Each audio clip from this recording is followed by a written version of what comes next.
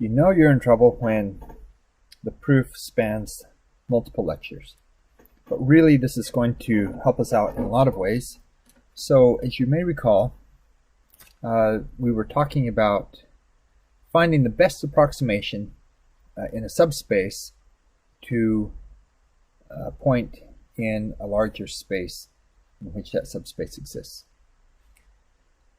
And we introduced the concept of Hilbert space.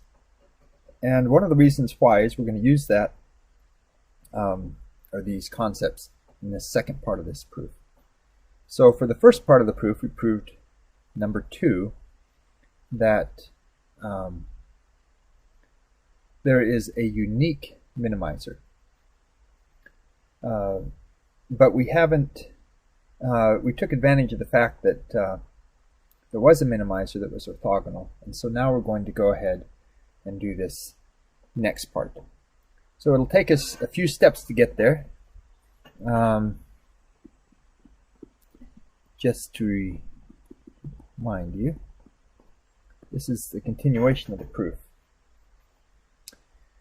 And so let's start with proof is in blue. Okay. Actually computing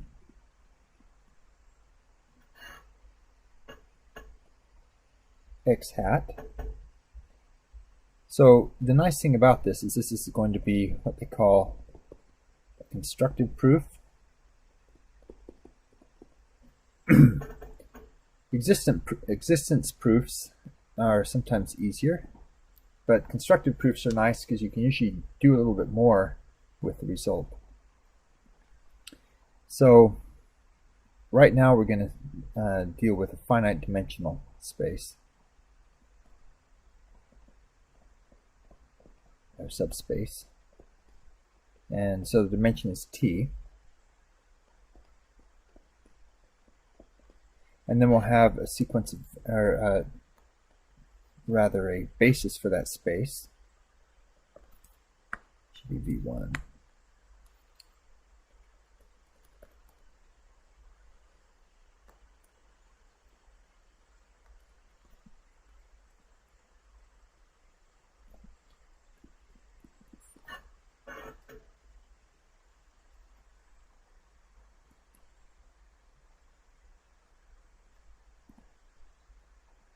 Okay, so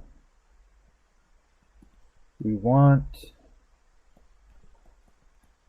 to find the set of coefficients, because indeed if we have a basis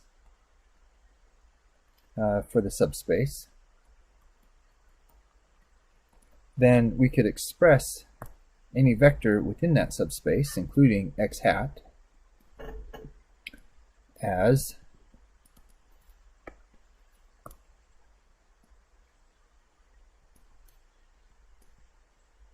a linear combination of these basis vectors. And right now we're dealing with finite dimensional space because it just makes the discussion a bit easier. But we can expand this also under some simple constraints to work with an infinite dimensional subspace. Okay, so from the orthogonality principle,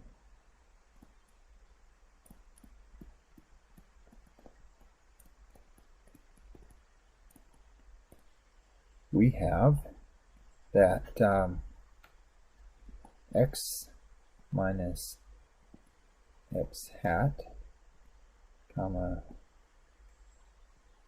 vn is equal to 0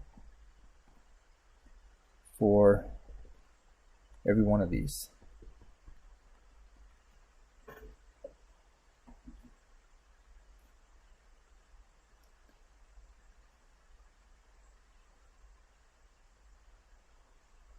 So right now our example has been T is a one-dimensional space, and it's kind of, it might be easy to see in that particular regard. But here we have, it's a much larger dimensional space. So if we have that the difference is orthogonal to the subspace, then it must necessarily be orthogonal to, by definition, it's orthogonal to every vector in the subspace, and therefore it must necessarily be orthogonal to the basis vectors of that subspace. So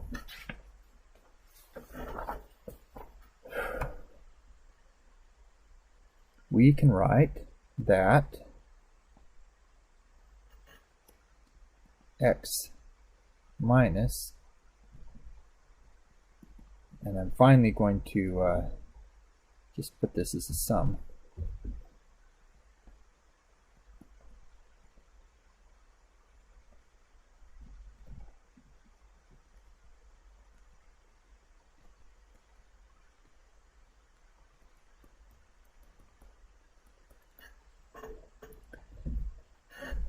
So this is x hat right here.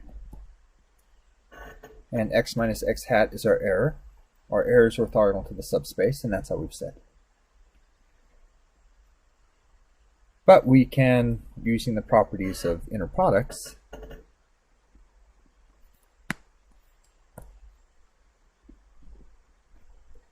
we get that x with the n has to equal the sum k equals 1 to n ak ek comma bn, and once again for n 1 through capital N. Okay, so this gives us n linear equations.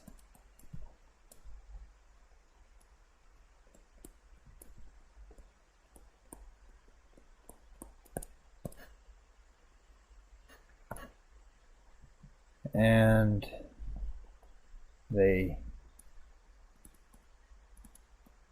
look like this: V2, V1, Vn, V1, V1, V2, V2, V2. I think you're seeing the pattern here. Vn, V2, V1, V capital N, all the way to Vn, Vn.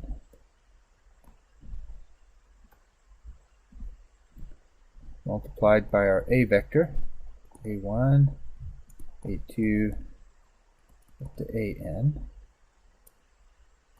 It's going to equal this x with V1, x with V2, all the way down to x with Vn. And we're going to call this matrix here G, this will be A, and that will be B. And this is the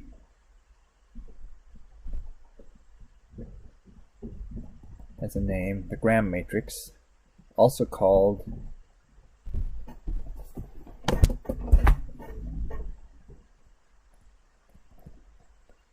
the Gramian of the basis Vn. And so now we have a beautiful little equation here.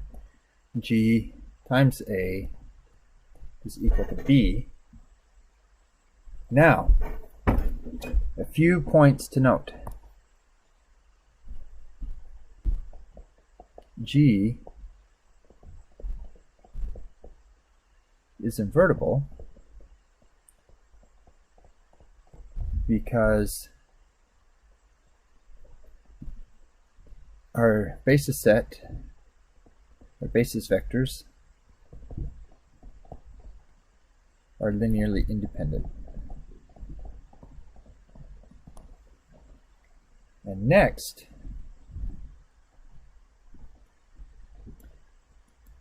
G is conjugate symmetric due to the properties of our inner product. We also say that it's Hermitian, meaning that G is equal to G conjugate transpose. We're going to cross that.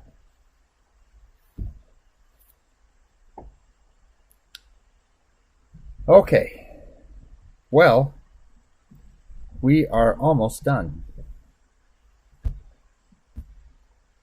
All of this implies that A, our set of coefficients, let's put it in blue, A is equal to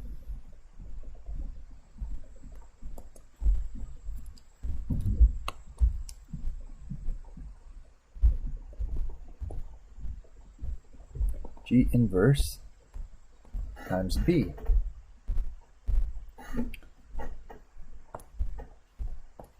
So there is a unique A